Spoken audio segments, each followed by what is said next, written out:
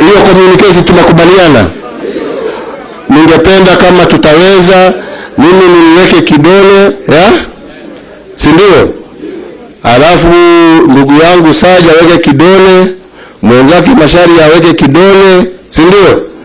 Alafu kila mwakilishi wa kikundi moja moja aweke kidole, si ndio? Ndio tukikutana Goma tuseme haya ndio tuliongea, tumefika wapi. Si ni kweli? Tumekubaliana? Mungu awabariki na walinde katika safari yenu ya nyumbani. Asanteni.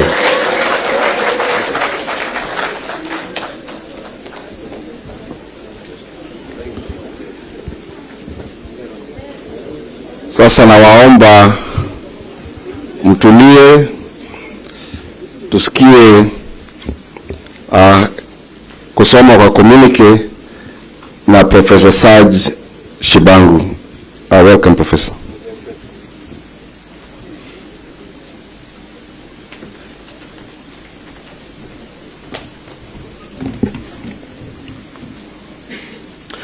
Thank you very much, Your Excellency, Mr. President Uhuru, for closing with all success this session that we had started. I would like, with your permission, to read the communiqué to the attention of the public. Je vais lire en fait le communiqué qui sanctionne les consultations politiques de Nairobi 3. C'est un communiqué qui à la fin sera signé par nous ainsi que bien sûr le facilitateur, et ce n'est qu'après que la presse pourra avoir accès au communiqué. J'aimerais préciser, parce que je pense que c'est depuis le début de ce processus, il y a plusieurs tentatives de désinformation de ce qui est en train d'être fait ici. Que cela vienne de nous qui sommes ici, que cela vienne de ceux de l'extérieur aux participants ici, je crois que chacun d'entre nous, nous devons comprendre une chose. C'est vrai, nous sommes ici pour parler de la cessation des hostilités, mais ces hostilités, malheureusement, dans le contexte où nous nous trouvons, se retrouvent également dans les médias.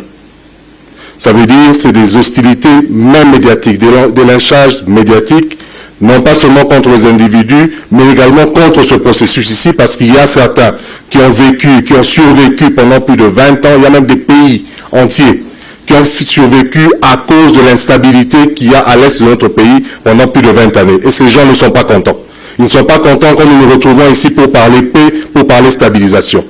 Donc arrêtons-nous, Congolais, de jouer le jeu de nos ennemis, parce que c'est ceux-là qui sont les premiers à nous retourner contre nous-mêmes et ensuite aller profiter de nos richesses, profiter de l'instabilité. C'est eux qui se mettent à tuer, c'est eux qui se mettent à violer nos filles, nos femmes. Et je pense que c'est à nous qui sommes ici aujourd'hui, que vous soyez membres de la société civile, que vous soyez groupes armés, membres des groupes armés, c'est maintenant qu'il faudra prendre conscience que cela devra s'arrêter. Donc, le communiqué, ça c'est à l'intention de la presse, donc des médias. Le seul communiqué qui fait foi de communiqué officiel, c'est celui qui sera signé par nous ainsi que le facilitateur. Tout autre document qui va circuler dans les réseaux sociaux, malheureusement, devrait être considéré comme des brouillons qui ne nous engagent pas ici. Donc, je vais le lire. Communiqué final. Troisième consultation politique dans le cadre du processus de Nairobi, donc appelé Nairobi 3. 1.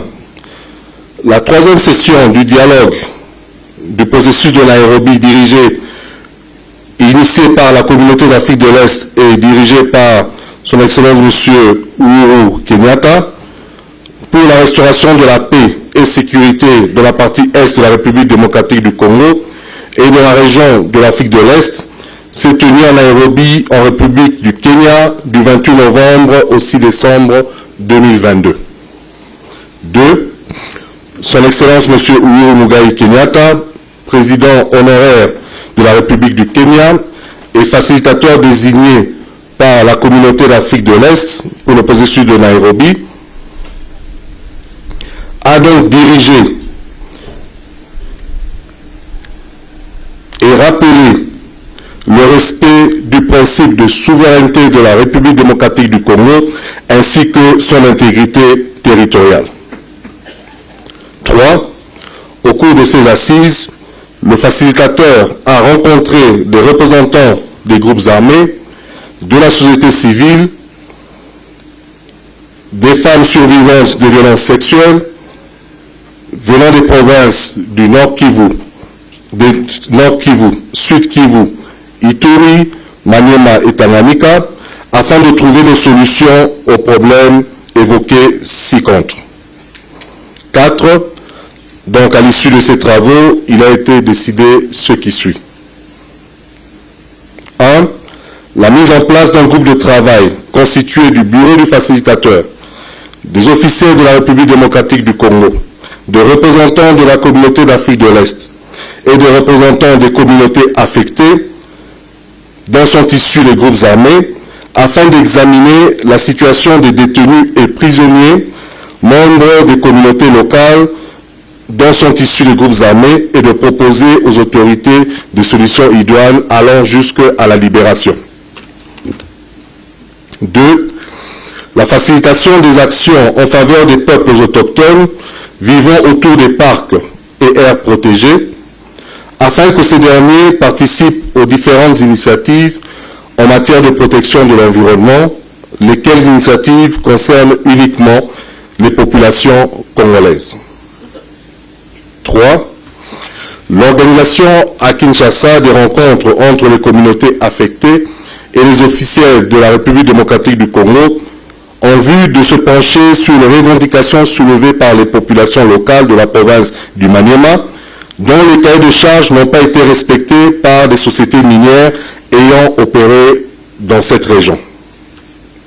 4. Porter à l'attention du président de la République démocratique du Congo la revendication concernant le manque de confiance envers certains animateurs au niveau national du programme de désarmement, démobilisation, relèvement communautaire et stabilisation, en sigle PDDRCS. 5. Porter à l'attention du président de la République démocratique du Congo. 6. Encourager une étroite collaboration entre le programme de développement local des 145 des opportunités d'emploi, de commerce, d'entrepreneuriat aux communautés. 7. D'inviter tous les partenaires techniques et financiers nationaux et internationaux à soutenir le processus de Nairobi et appuyer le PDDRCS. 8.